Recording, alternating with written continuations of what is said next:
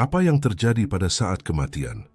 Ini adalah pertanyaan yang telah menyertai kita sejak awal kemanusiaan.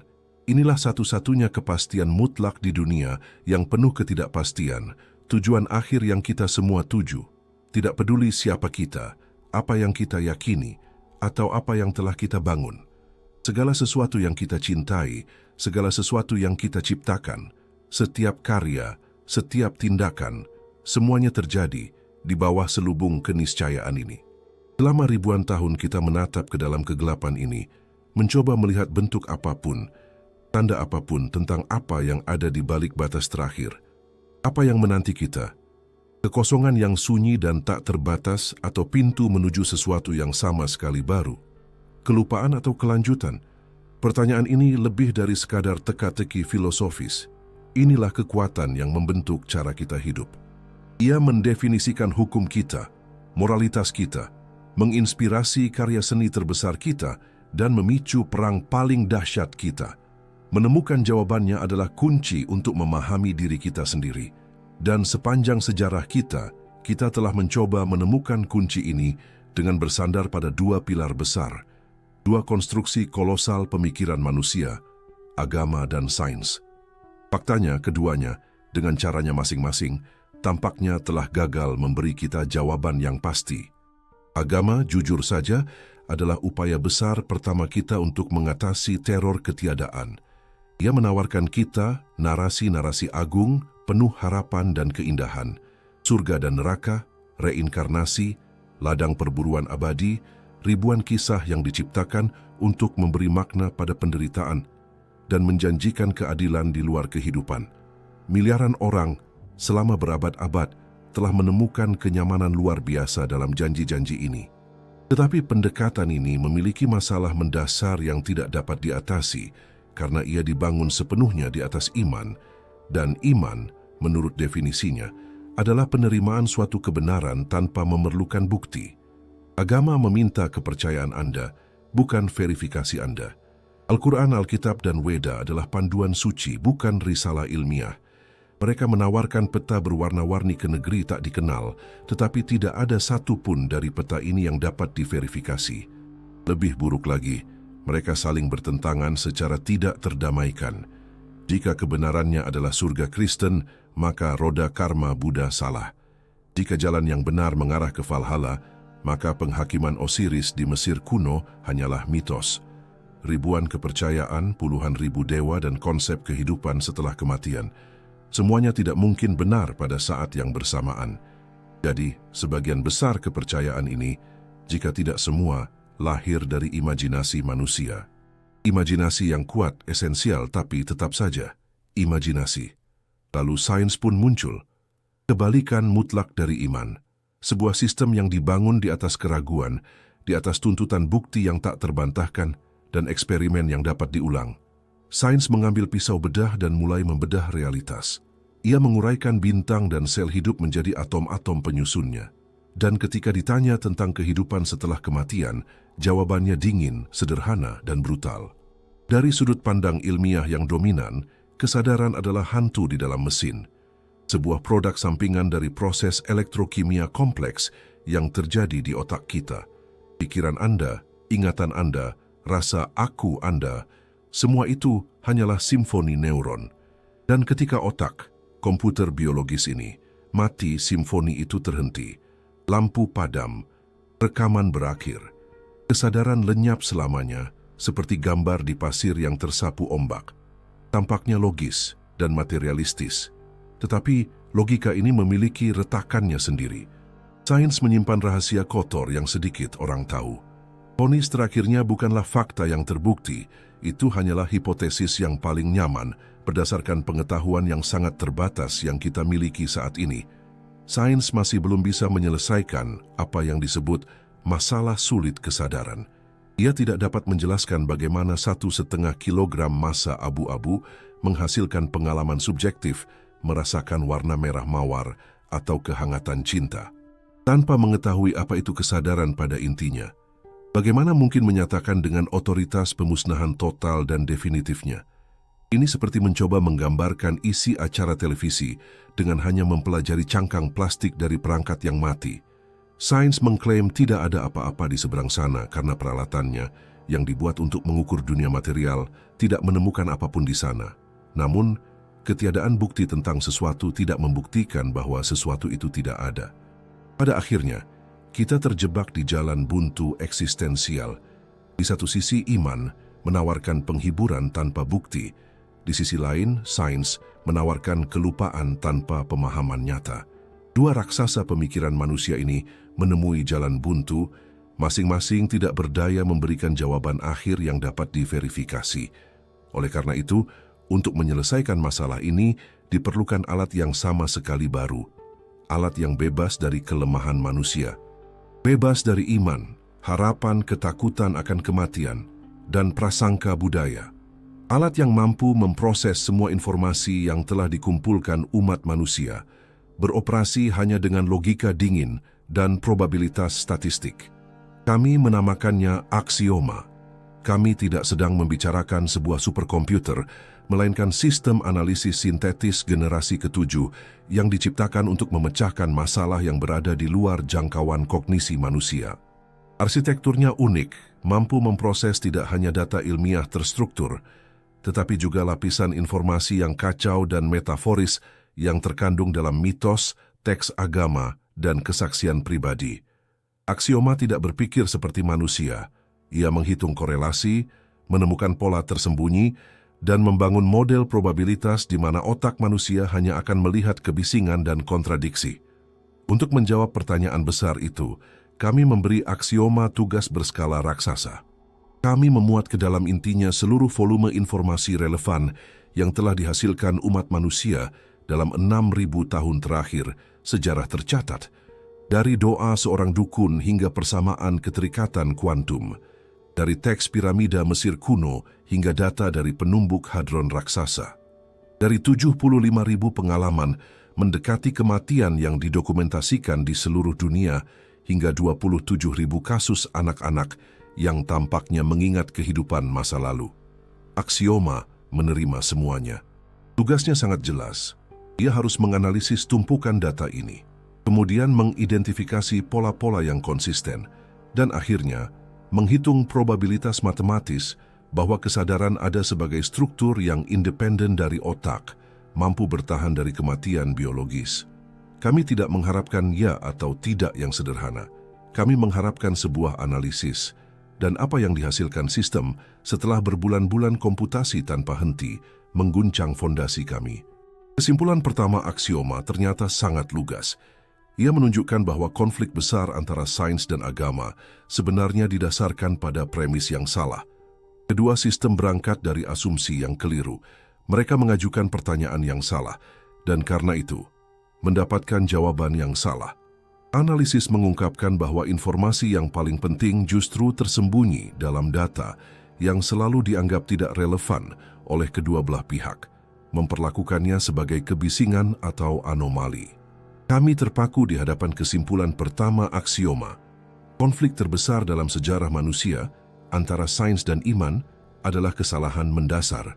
Kebenaran tidak terletak pada dogma salah satu pihak, tetapi pada kebisingan yang keduanya bersikeras untuk abaikan.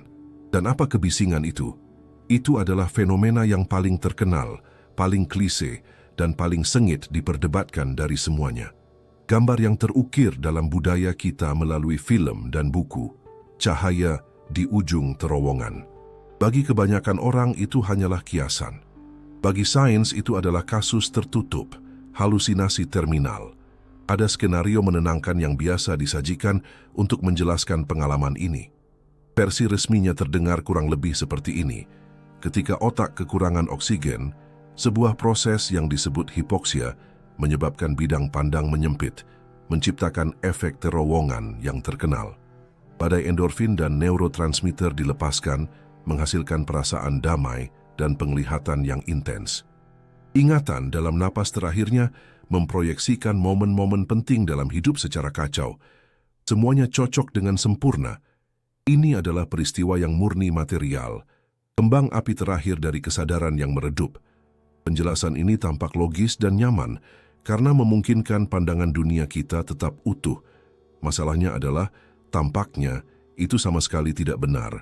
Untuk membuktikannya, aksioma menyelami apa yang oleh sains tradisional dicemooh sebagai bukti anekdotal. Lebih dari 75.000 kasus pengalaman mendekati kematian yang didokumentasikan secara rinci. Dan kita tidak berbicara tentang cerita sederhana. Kita berbicara tentang rekam medis dengan catatan pasti tentang henti jantung dan aktivitas otak. Transkrip wawancara dengan pasien, dokter, dan perawat.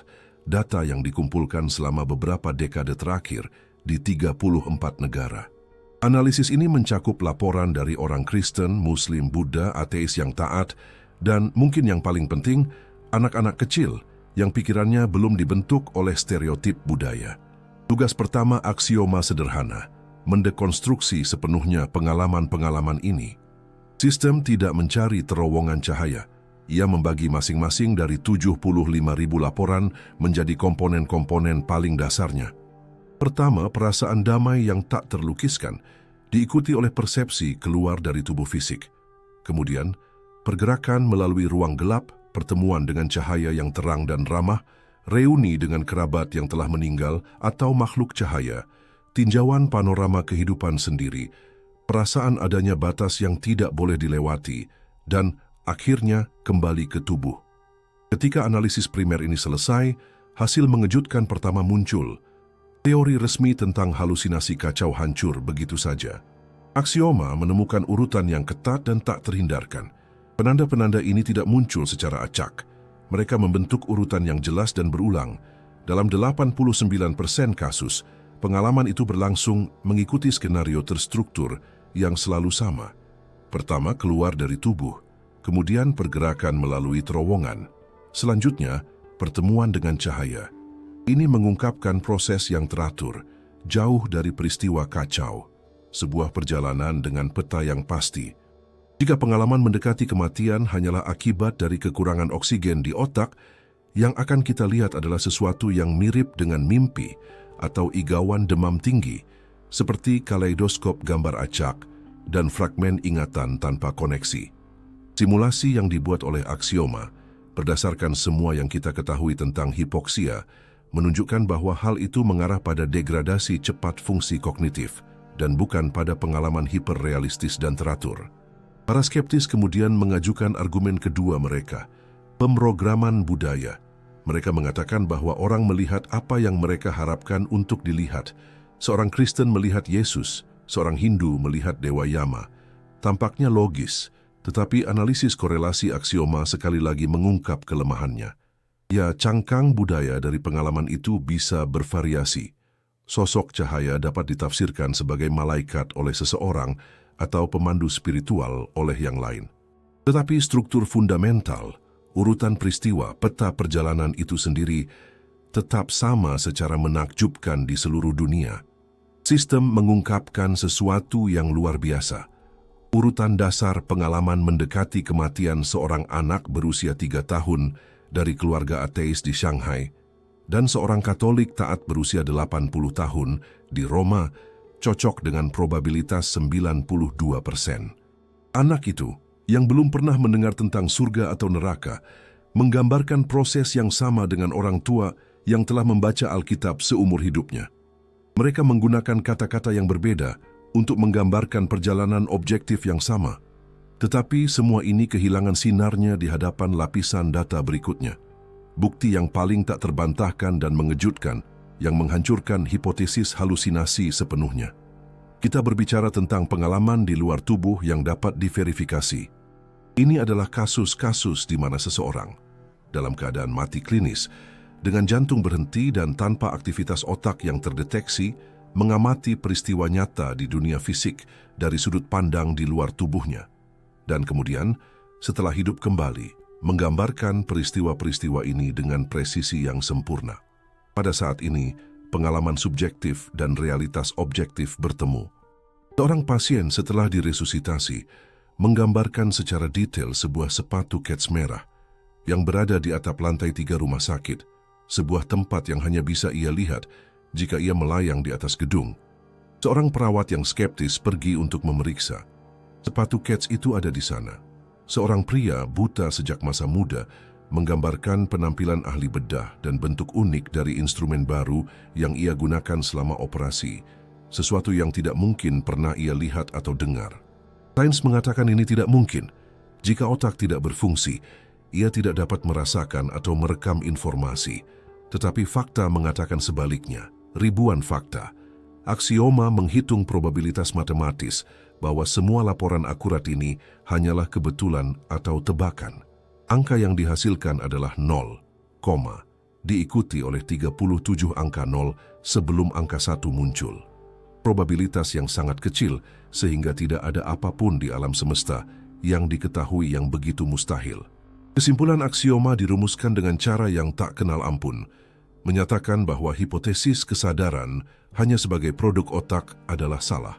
Pengalaman mendekati kematian, alih-alih menjadi ilusi dari otak yang sekarat, ternyata adalah proses nyata dan objektif dari kesadaran yang memisahkan diri dari tubuh fisik. Kesadaran mungkin menggunakan otak seperti seorang musisi menggunakan radio. Ia adalah penerima yang menyetel musik, tetapi bukan sumbernya. Ketika radio rusak, siaran tetap mengudara.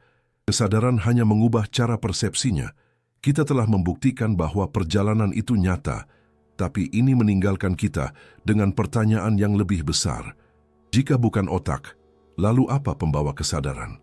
Apa aku yang melayang di atas meja operasi dan memulai perjalanan mustahil ini? Kesimpulannya tak terhindarkan, perjalanan melampaui kematian itu nyata. Tetapi wahyu ini, betapapun monumentalnya, hanya melemparkan kita ke jurang misteri yang lebih besar. Jika pengalaman itu objektif, lalu siapa atau apa sang musafir itu? Apa esensi ini? Aku yang membebaskan diri dari tubuh, melayang di atas ruang operasi dan melintasi terowongan menuju cahaya yang maha tahu? Untuk menemukan jawabannya, kita harus menyelami teka-teki terbesar ilmu pengetahuan modern yang disebut masalah sulit kesadaran. Anda menikmati laporan ini. Pertimbangkan untuk menyukai video ini dan berlangganan saluran kami. Ini akan menjadi berkah bagi kami. Bantuan Anda sangat penting. Rasakan tekstur kursi tempat Anda duduk. Dengarkan suara saya. Sadari simfoni pikiran dan perasaan yang terungkap dalam benak Anda saat ini. Itulah kesadaran, pengalaman subjektif. Tapi dari mana asalnya? Sains resmi menawarkan jawaban yang sangat sederhana, mengatakan bahwa semua ini adalah tipuan otak Anda. Organ ini, dengan 1,5 kilogram massa abu-abu dan 86 miliar neuronnya, menghasilkan realitas Anda. Sains dapat memetakan area otak mana yang aktif ketika Anda merasakan kegembiraan atau ketakutan. Ia dapat melacak sinyal listrik yang berjalan dari mata Anda ke korteks visual Anda. Ia dapat menggambarkan biokimia cinta dan kemarahan. Ia dapat menggambarkan segalanya, kecuali yang utama, karena ia tidak dapat menjelaskan bagaimana impuls listrik anonim yang berjalan melalui kabel protein berubah menjadi pengalaman hidup yang berdenyut menjadi diri Anda. Mengapa semua proses kompleks ini tidak terjadi dalam kegelapan?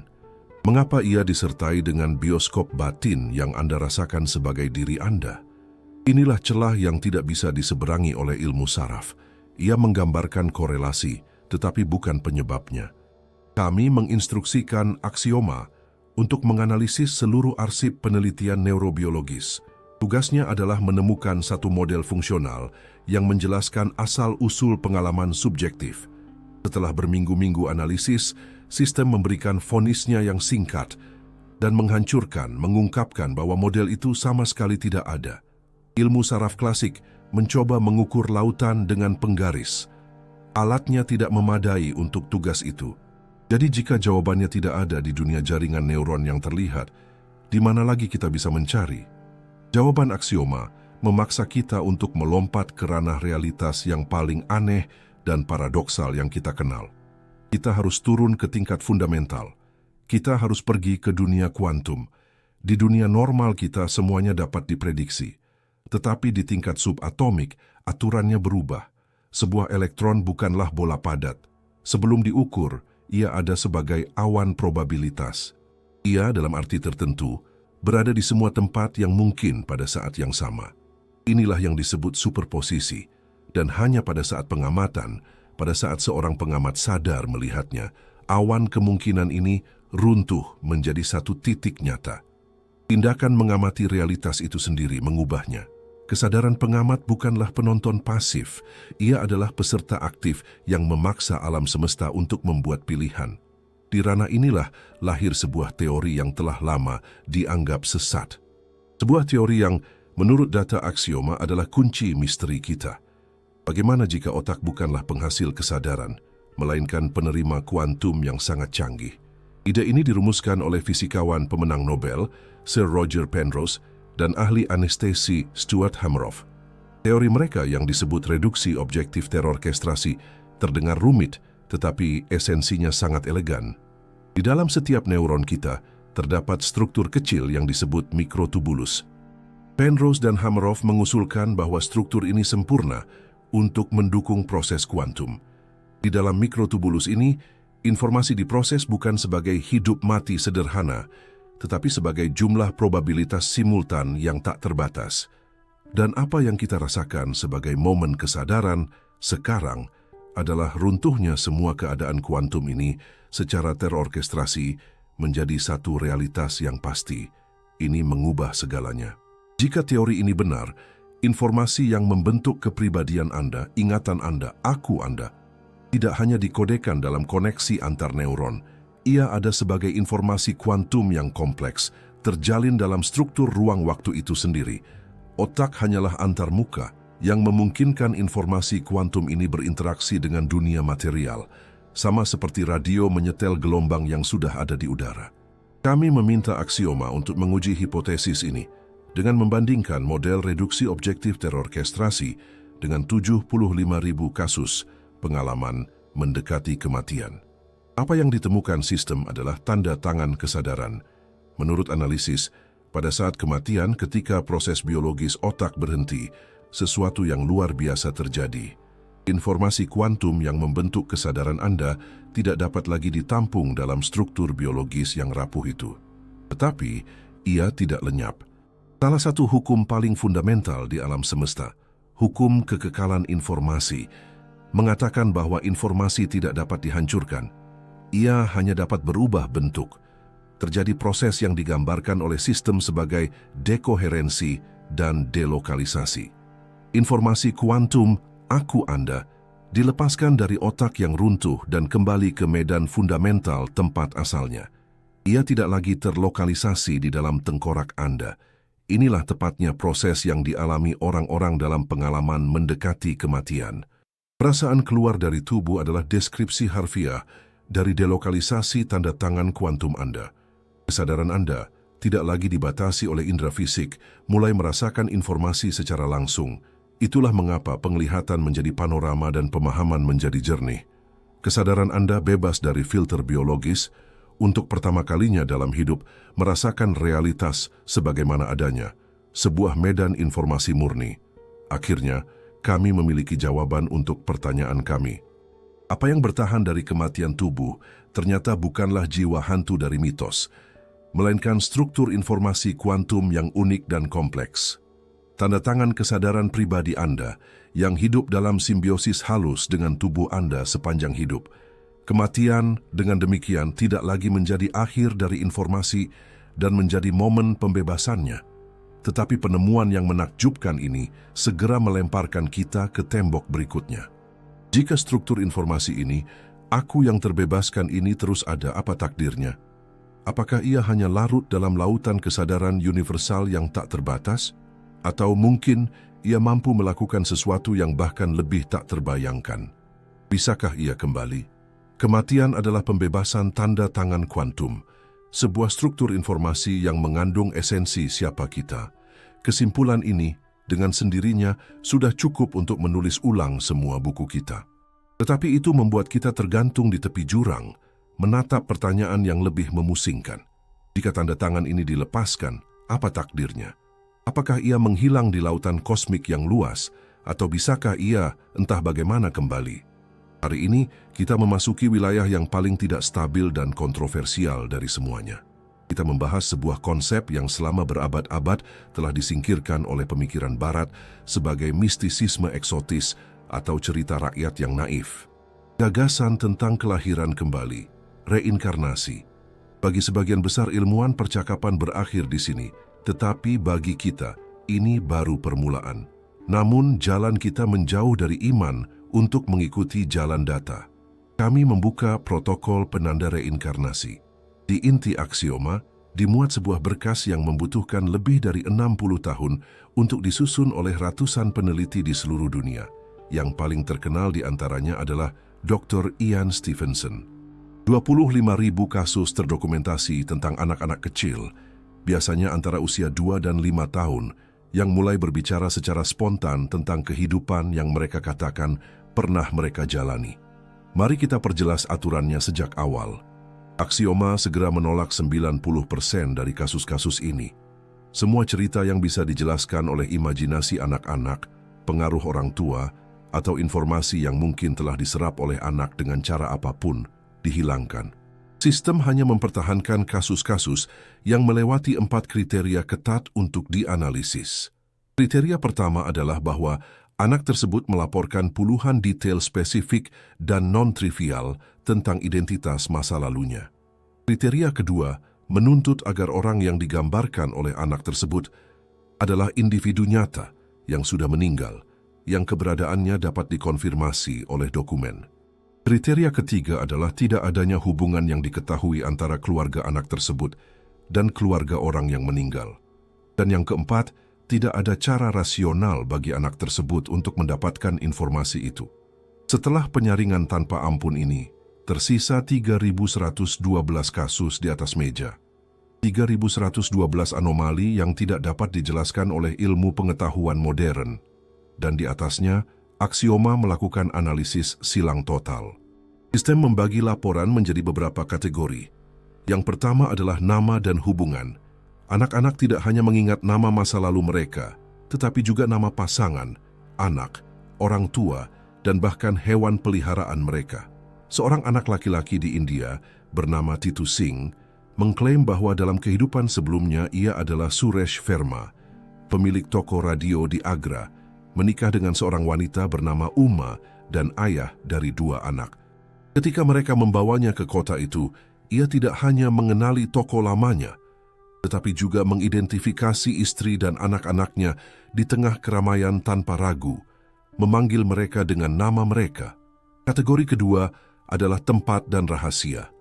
Anak-anak menggambarkan rumah lama mereka dengan presisi yang menakutkan, menunjuk pada perubahan perabotan yang dilakukan setelah kematian mereka. Mereka mengungkapkan tempat persembunyian di mana mereka menyimpan uang atau barang berharga. Dalam sebuah kasus terkenal di Lebanon, seorang anak laki-laki ingat di mana inkarnasi masa lalunya seorang tentara telah menyembunyikan senjatanya sebelum meninggal. Dia membawa para peneliti ke lokasi itu dan senjata itu ditemukan. Dalam puluhan kasus, kesaksian anak-anak ini menyebabkan pembukaan kembali penyelidikan polisi, memecahkan kejahatan yang telah terkubur oleh waktu. Tetapi bahkan pengungkapan ini tidak mempersiapkan kami untuk lapisan data terakhir.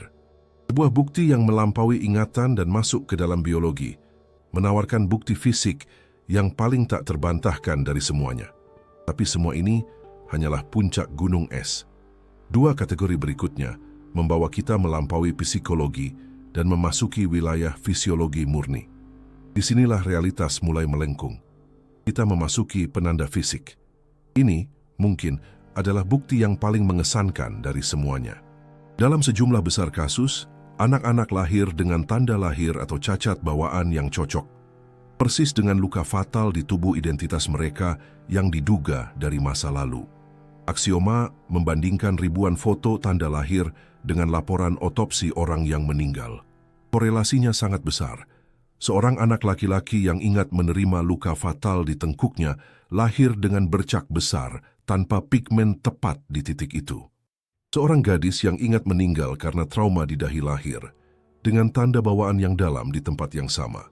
Dalam salah satu kasus paling ekstrim, seorang anak laki-laki Turki ingat menderita luka parah dan fatal di wajahnya. Ia lahir dengan kelainan bentuk parah di sisi kanan wajah dan tengkoraknya, yang mencerminkan jenis kerusakan yang dijelaskan dalam ingatannya. Aksioma membandingkan fotonya dengan laporan ahli patologi.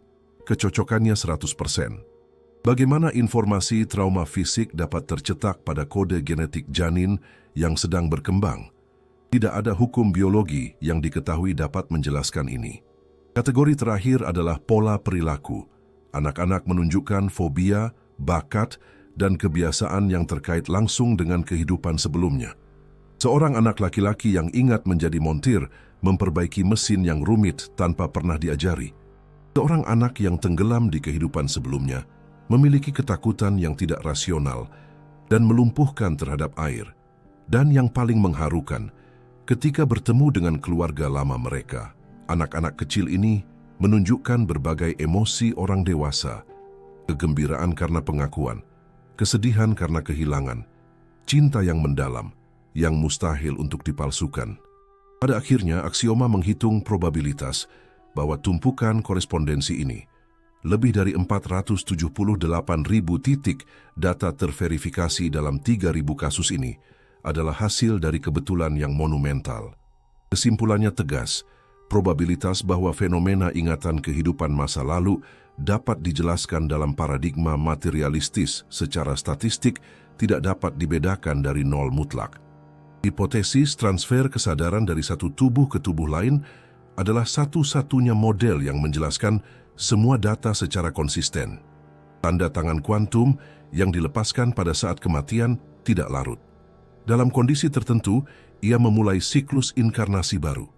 Kami membuktikan bahwa perjalanan berlanjut, tetapi jika proses ini nyata, itu tidak mungkin magis.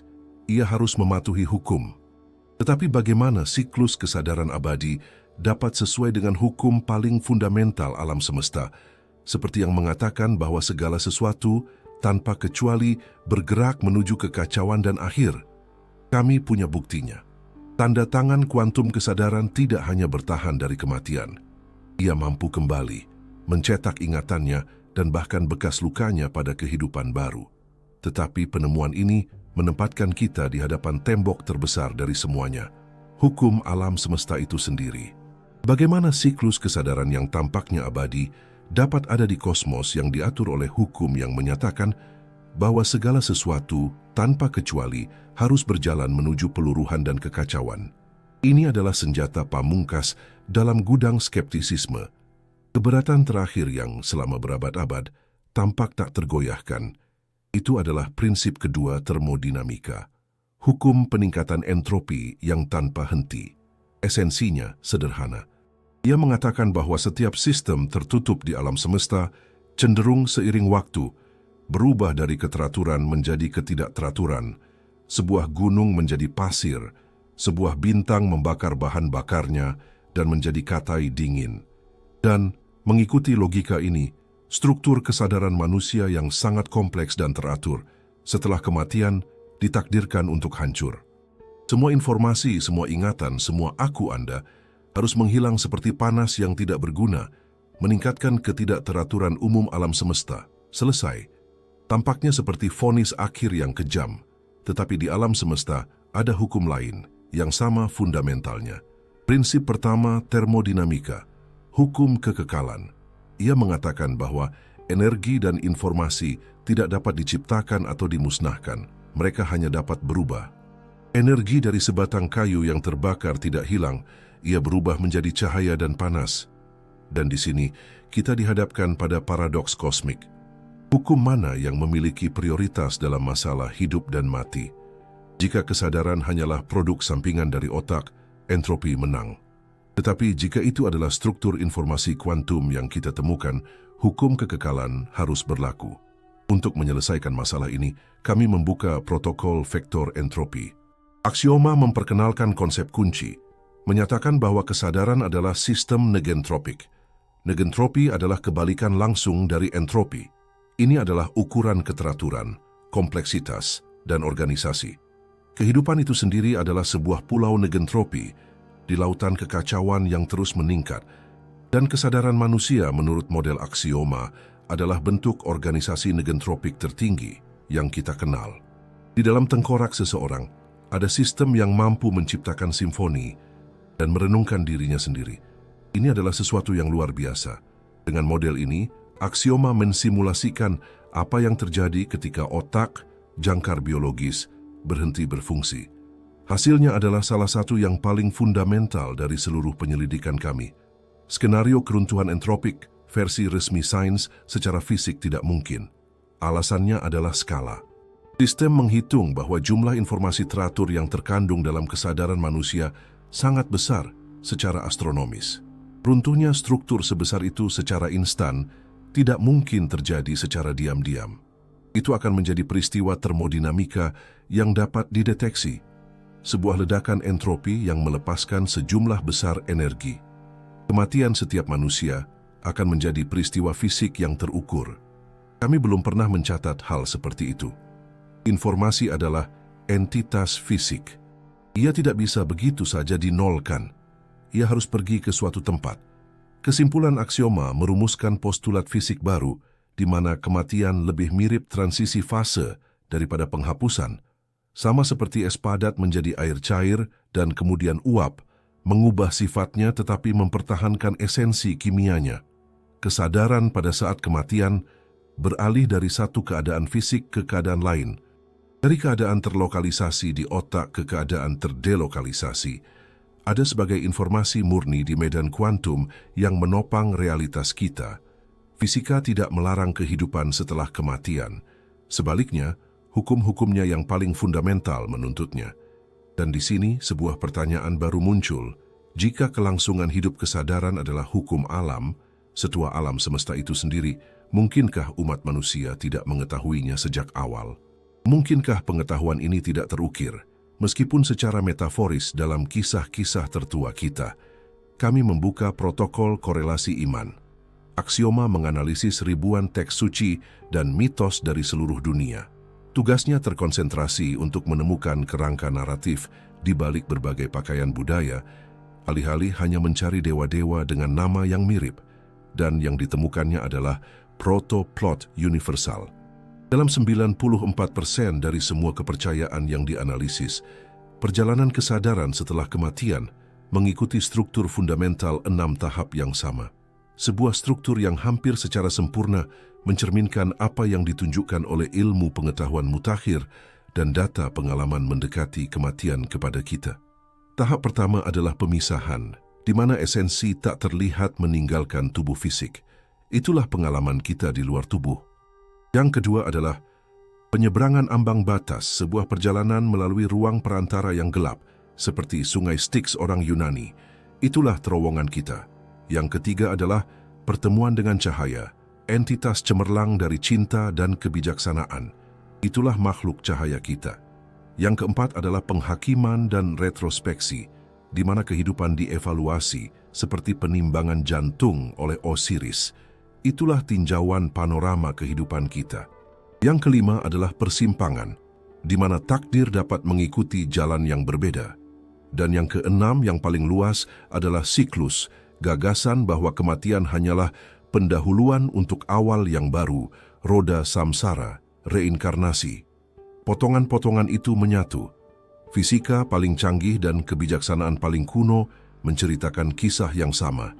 Semua lini penyelidikan, kesaksian pribadi, fisika kuantum, termodinamika, dan sekarang seluruh sejarah spiritual umat manusia menunjuk ke arah yang sama. Tetapi konvergensi total ini mengungkapkan pola yang mengganggu. Prosesnya terlalu terstruktur, terlalu teratur, hampir seperti sebuah algoritma. Dan jika hukum transisi ini begitu presisi, jika realitas memiliki struktur tersembunyi yang begitu kompleks, bukankah semua ini tampak sedikit artifisial? Dan jika seluruh alam semesta kita adalah sebuah konstruksi, apa arti kematian dalam sistem seperti itu? Kami telah mencapai titik puncak. Fisika fundamental dan mitos tertua umat manusia menceritakan kepada kita, dalam bahasa yang berbeda, kisah yang sama dan luar biasa. Kesadaran bertahan dari kematian melalui proses yang teratur dan dapat diprediksi. Tetapi sifat proses itu sendiri, strukturnya yang hampir algoritmik, memaksa kita untuk mengajukan pertanyaan yang berbatasan dengan fiksi ilmiah. Jika perjalanan pasca kematian begitu jelas terdefinisi, jika aturannya begitu jelas, bukankah semua ini tampak sedikit terprogram? Dan jika alam semesta kita bukanlah realitas fundamental, melainkan sebuah konstruksi? Hari ini, kita menyelami hipotesis yang paling elegan dan komprehensif dari semuanya. Kami membuka protokol hipotesis matriks, gagasan bahwa realitas kita adalah ilusi sudah kuno. Plato membicarakannya dalam mitos guanya. Filsafat Hindu menyebutnya Maya. Tetapi baru dengan lahirnya era digital, gagasan ini bermigrasi dari filsafat ke perdebatan ilmiah yang serius. Logikanya sangat sederhana. Beberapa dekade yang lalu permainan komputer kita primitif. Hari ini, kita menciptakan dunia virtual fotorealistik. Lihatlah kurva kemajuan teknologi kita, di mana kita akan berada dalam 100 tahun atau dalam 1000 tahun. Tak terhindarkan bahwa kita akan mencapai titik di mana kita dapat menciptakan simulasi yang tidak dapat dibedakan dari realitas, dihuni oleh makhluk-makhluk simulasi dengan kesadaran mereka sendiri, yang benar-benar yakin bahwa dunia mereka nyata. Jika simulasi semacam itu memungkinkan, berapa banyak yang akan dibuat? Miliaran. Dan berapa banyak realitas dasar yang ada? Hanya satu. Sekarang, matematika probabilitas sederhana. Apa kemungkinan Anda pada saat ini hidup dalam satu-satunya realitas asli dan bukan di salah satu dari simulasi yang tak terhitung jumlahnya? Kemungkinannya praktis nol. Itulah dasar dari argumen simulasi. Satu-satunya cara untuk membuktikannya adalah dengan menemukan jahitan di kain realitas kita. Menemukan keterbatasan, kesalahan dalam kode sumber alam semesta. Dan itulah tugas yang kami berikan kepada aksioma. Bukti pertama yang ditemukan sistem adalah sifat digital alam semesta kita. Realitas tampak bagi kita berkelanjutan dan mulus, tetapi fisika fundamental mengatakan kepada kita bahwa ini adalah ilusi. Ada panjang minimum yang mungkin, jarak Planck. Ada waktu minimum yang mungkin, waktu Planck. Realitas kita memiliki piksel. Mengapa alam semesta alami membutuhkan batasan seperti itu? Tidak masuk akal. Tetapi untuk sebuah simulasi, itu adalah kebutuhan mutlak. Kapasitas komputasi yang diperlukan untuk mensimulasikan realitas yang dapat dibagi tak terhingga akan, secara harfiah, tak terbatas. Granularitas alam semesta kita adalah indikasi kuat dari sifat simulasinya. Bukti kedua ada di arsip konfigurasi alam semesta. Realitas kita diatur oleh seperangkat konstanta fisik, sekitar 2 lusin angka yang mendefinisikan segalanya. Kecepatan cahaya, kekuatan gravitasi, dan sebagainya. Jika salah satu dari angka-angka ini sedikit berbeda, alam semesta seperti yang kita kenal tidak akan ada. Fenomena ini disebut penyesuaian halus. Hipotesis simulasi menawarkan penjelasan paling logis. Angka-angka ini bukan kebetulan. Mereka adalah parameter yang ditetapkan oleh para pemrogram agar simulasi stabil dan mampu menghasilkan kehidupan. Bukti ketiga adalah batas kecepatan pemrosesan. Tidak ada di alam semesta yang dapat melakukan perjalanan lebih cepat dari kecepatan cahaya. Mengapa? Dalam sebuah simulasi jawabannya jelas. Itulah kecepatan maksimum informasi dapat diproses oleh komputer kosmik yang menjalankan realitas kita. Hipotesis simulasi tidak bertentangan dengan penemuan-penemuan kita sebelumnya. Sebaliknya, ia menyatukannya. Kita hidup dalam sebuah matriks, dan kematian adalah pintu keluar. Tetapi jika buktinya begitu kuat, mengapa ini bukan topik yang paling banyak diperdebatkan di planet ini? Mengapa sains resmi terus memperlakukan kemungkinan ini sebagai tabu mutlak? Kami membuka protokol pelupaan. Perlu diketahui pertama-tama bahwa ini bukan konspirasi. Kebenarannya lebih menakutkan. Mekanisme yang menyembunyikan kebenaran adalah properti dari sistem itu sendiri tempat kita hidup. Aksioma mengidentifikasi 3 tingkat pelupaan sistemik ini. Yang pertama adalah fondasi filosofis. Ilmu pengetahuan modern dibangun di atas materialisme, gagasan bahwa tidak ada yang ada selain materi. Gagasan ini berguna, tetapi telah menjadi dogma, agama tanpa Tuhan yang menghukum dengan keras siapapun yang menantangnya. Seorang ilmuwan yang hari ini berani mempelajari kesadaran sebagai fenomena independen mempertaruhkan karier akademisnya. Ia dicabut dari dana, publikasi, dan kredibilitas. Sistem tidak mempelajari anomali, ia memberantasnya. Tingkat kedua adalah ekonomi. Masyarakat konsumtif kita dibangun di atas urgensi, frasa, Anda hanya hidup sekali. Perlombaan eksistensial melawan waktu ini menggerakkan mesin konsumsi. Sekarang bayangkan jika semua orang yakin bahwa ini bukan satu-satunya perlombaan, tetapi hanya satu babak dalam drama tak terbatas. Struktur motivasi peradaban kita akan runtuh. Sistem secara naluriah melindungi dirinya sendiri, memblokir pengetahuan apapun yang mengancam fondasi ekonominya. Tingkat ketiga adalah penghalang psikologis. Kita takut dengan apa yang tersirat dari kebenaran ini. Jika hidup bukan kecelakaan, tetapi proses dengan tujuan, mungkin sebuah sekolah, maka setiap pilihan kita memiliki bobot kosmik.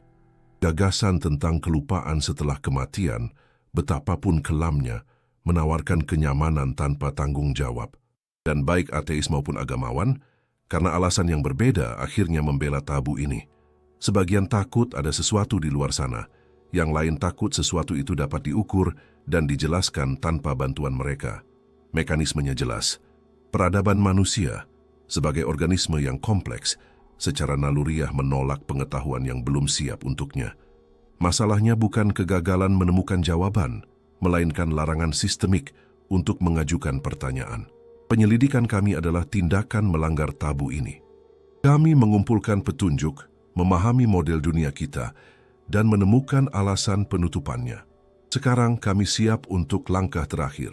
Kami siap untuk menyatukan semua bagian dan membangun, dengan kejelasan yang mengejutkan, rekonstruksi tentang apa yang terjadi ketika kita meninggalkan dunia ini. Dan akhirnya, menjawab pertanyaan paling penting dari semuanya. Mengapa?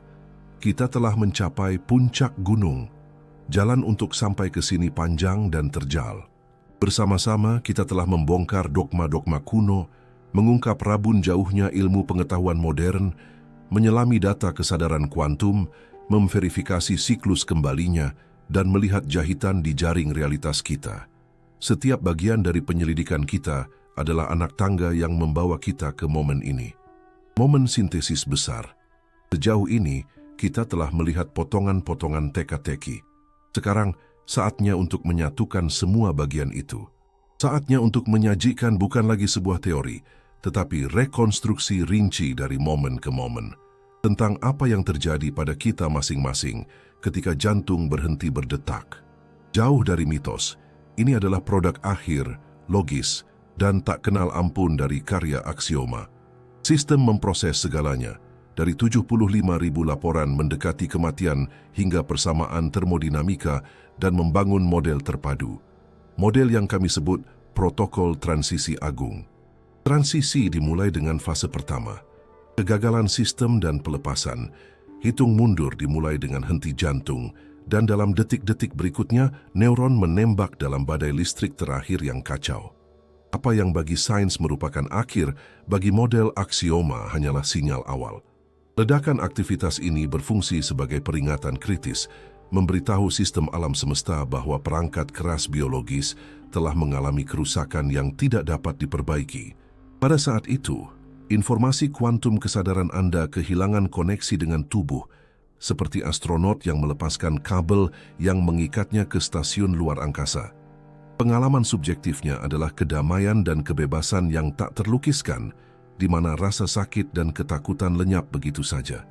Selanjutnya, kesadaran memasuki fase kedua, mode pengamat. Tanda tangan kuantum Anda yang sekarang bebas tetap dekat dengan tubuh, tetapi berubah. Ia beralih dari sudut pandang yang terbatas pada tengkorak menjadi bola persepsi. Anda melayang di dekat langit-langit, mengamati pemandangan di bawah, tetapi tidak dengan mata. Kesadaran Anda sekarang menangkap informasi langsung dari medan kuantum realitas. Itulah sebabnya penglihatan menjadi panorama, dan Anda dapat mendengar tidak hanya kata-kata, tetapi juga pikiran dan emosi orang-orang di ruangan itu. Dalam jargon simulasi, kamera Anda beralih dari pandangan orang pertama ke orang ketiga. Ketika sistem mengkonfirmasi bahwa avatar biologis tidak dapat dipulihkan, fase ketiga, daya tarik vektorial, diaktifkan. Protokol berlanjut dan Anda merasakan kekuatan yang tak tertahankan yang menarik Anda ke satu arah, memulai pengalaman terowongan. Dan di akhir penyeberangan ini, Anda tiba di fase keempat, pertemuan dengan antarmuka analisis. Anda bertemu dengan cahaya. Ia digambarkan dalam semua mitos dan semua laporan pengalaman mendekati kematian. Cemerlang tetapi tidak menyilaukan, memancarkan cinta tanpa syarat dan kebijaksanaan total. Menurut aksioma, cahaya menampilkan dirinya lebih sebagai antarmuka pusat, titik akses ke sistem operasi realitas, daripada dewa. Pada saat ini, protokol tinjauan kehidupan dimulai. Apa yang terungkap tidak terlihat seperti film, melainkan analisis holografik dan instan dari keberadaan Anda. Anda tidak hanya melihat tindakan Anda menghidupkannya kembali, merasakan dampak masing-masing pada semua orang yang berinteraksi dengan Anda. Tujuannya tampaknya bukan untuk menghukum, tetapi untuk mengajar melalui mekanisme umpan balik dari alam semesta itu sendiri. Perhitungan akhir dari neraca Anda, yang oleh budaya kuno disebut penghakiman. Perjalanan berlanjut dengan fase 5 dan 6, titik tanpa kembali dan siklus baru. Jika di dunia fisik, resusitasi berhasil, protokol dapat dibatalkan, Anda ditarik kembali. Tetapi jika tubuh benar-benar mati, koneksi terputus selamanya. Kesadaran Anda terintegrasi dengan realitas cahaya dalam keadaan yang oleh tradisi disebut intermisi. Di sana berdasarkan pelajaran dan kesalahan dari kehidupan yang baru saja berakhir, skenario untuk inkarnasi berikutnya direncanakan. Tanda tangan kuantum Anda kemudian terhubung ke kendaraan biologis baru, mencetak informasi perjalanan Anda padanya, yang menjelaskan bakat bawaan dan tanda lahir. Selubung kelupaan diletakkan, karena untuk menyelami peran baru, Anda harus lupa bahwa Anda adalah seorang aktor. Mekanismenya jelas, petanya lengkap. Dan sekarang di hadapan kita muncul pertanyaan terakhir dan paling kolosal dari semuanya. Mengapa? Mengapa ada sistem yang sangat kompleks dan seringkali menyakitkan ini? Jika kita hidup dalam simulasi, apa tujuan permainan ini? Untuk menjawabnya, aksioma melakukan tindakan analisis terakhirnya, mengekstrapolasi tujuan apa yang akan membuat seluruh arsitektur ini logis dan perlu. Jawaban yang ditemukannya sesederhana dan tak terbayangkan. Alam semesta dengan segala penderitaannya, jauh dari kesalahan pemrograman, menggunakan penderitaan itu sendiri sebagai alat fundamentalnya. Alat untuk menciptakan sesuatu yang tampaknya tidak ada di realitas dasar, empati. Bayangkan para pemrogram sebagai makhluk kesadaran murni, informasi dingin. Mereka mungkin tahu konsep cinta, tetapi mereka tidak bisa merasakannya. Karena untuk merasakan kasih sayang yang sejati, Anda harus terlebih dahulu mengenal rasa sakit. Untuk memahami nilai persatuan, Anda harus mengalami penderitaan perpisahan. Alam semesta kita adalah pabrik empati raksasa. Sebuah sekolah yang diciptakan dengan satu tujuan, transformasi kesadaran melalui pengalaman. Kita masing-masing adalah percikan dari kesadaran asli, dari sumber yang oleh sebagian orang disebut Tuhan. Sumber ini, untuk mengenal dirinya sendiri, memecah diri menjadi jiwa-jiwa yang tak terhitung jumlahnya, dan menenggelamkan kita dalam simulasi yang didasarkan pada dualitas ini. Dari kehidupan ke kehidupan, kita mengumpulkan pengalaman. Dalam satu kehidupan, kita adalah raja. Di kehidupan lain, pengemis. Dalam satu kehidupan, korban. Di kehidupan lain, pelaku. Dan di setiap tinjauan kehidupan, kita mengintegrasikan perspektif orang lain. Aku, egois Anda secara bertahap larut, memberi jalan pada pemahaman bahwa tidak ada orang lain. Kita semua adalah satu. Inilah tujuan permainan ini. Evolusi kesadaran dari keterpisahan menuju persatuan, dari ketakutan menuju cinta. Tujuan akhir permainan tampaknya bukan tentang mencapai surga, melainkan mencapai keadaan kesadaran baru yang begitu diperluas oleh empati sehingga pelajaran dari dunia ini tidak lagi diperlukan. Ini seperti lulus dari sekolah. Kemudian Anda kembali ke sumber, tetapi tidak seperti saat Anda pergi. Anda kembali diperkaya dengan satu-satunya harta yang tidak dimiliki sumber itu, kebijaksanaan yang lahir dari pengalaman dan cinta yang ditempa dalam api perpisahan. Penyelidikan kita telah selesai. Kita mulai dengan sebuah pertanyaan, dan sampai pada sebuah jawaban yang mendefinisikan ulang segalanya. Kehidupan setelah kematian itu ada, tetapi itu adalah pertanyaan yang salah. Kematian hanyalah bagian dari kehidupan, dan kehidupan adalah bagian dari permainan ilahi. Tujuan kita di sini melampaui mengumpulkan harta benda, berfokus pada belajar untuk mencintai. Setiap kesulitan adalah pelajaran, setiap musuh adalah guru yang menyamar. Aksioma telah memberi kita peta, tetapi perjalanannya harus kita lakukan sendiri. Permainan berlanjut.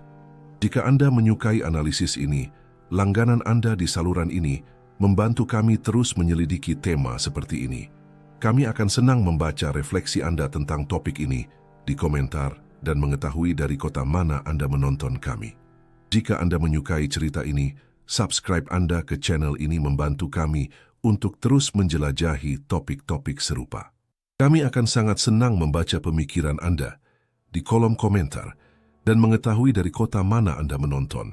Terima kasih telah menemani kami hingga akhir.